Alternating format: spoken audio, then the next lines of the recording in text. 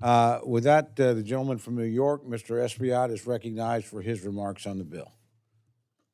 Thank you, Mr. Chairman, ranking member. I rise in strong opposition to this bill. It will make housing less accessible. It ignores the realities of inflation. It flat funds and cuts crucial housing programs like Section 8, public housing, and housing for the elderly, for seniors.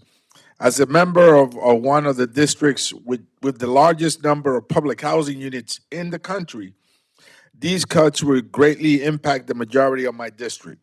The New York City Housing Authority, which has a backlog of $80 billion for repair, for capital repairs, relies on federal funding to ensure that they are able to offer clean and safe units for families. This will eliminate any repairs, let's say for elevators. Some seniors live on top floors, on the 20th floor, 30th floor, and they need to have access to the ground floor. The only way to get down if you have mobility issues is through the elevator. So this funding, capital funding for NYCHA, will help repair elevators, boilers, so you can have heat and hot water, rooftops to eliminate by pointing the building and repairing the rooftop, the envelope of the building, you'll be able to eliminate mold, leaks, and even lead paint in some of those apartments. So lacking the funds for this will hurt the families that live in New York City Housing Authority.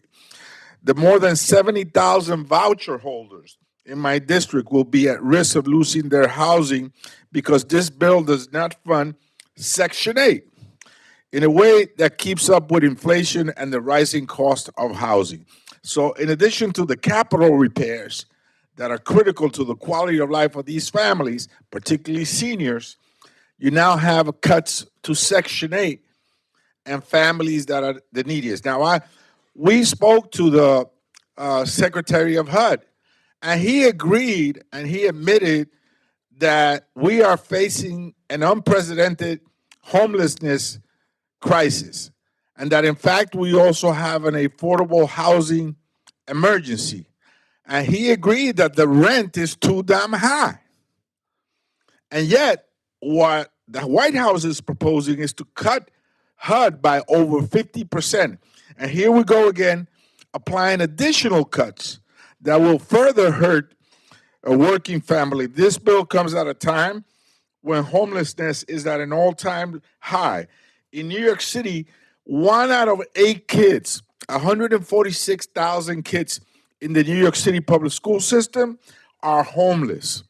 Many are in shelters and even doubling up and are living with friends and extended family. Mr. Chairman, I ask unanimous consent to submit the article entitled 1 in 8 New York City students experienced homelessness last year, a record high, into the record. Without objection. Thank you, Mr. Chairman. I will go on and say that this is a bill that should be opposed, as it puts the homelessness crisis, the affordable housing emergency, and the high rents in steroids. Instead of funding ways to address this issue, this bill will eliminate funding for the Interagency Commission on Homelessness and underfund the McKinney-Vento program. This bill is not serious, as it's not a serious attempt at addressing America's housing crisis. While House Republicans continue to introduce bills that contain irrelevant riders and harm their own communities, the Senate Republicans just passed a recession bill that greatly diminishes Congress' power of the purse. They have proved that time and time again that they are unserious about this process, and I urge my colleagues to vote against this horrible bill. And I yield back.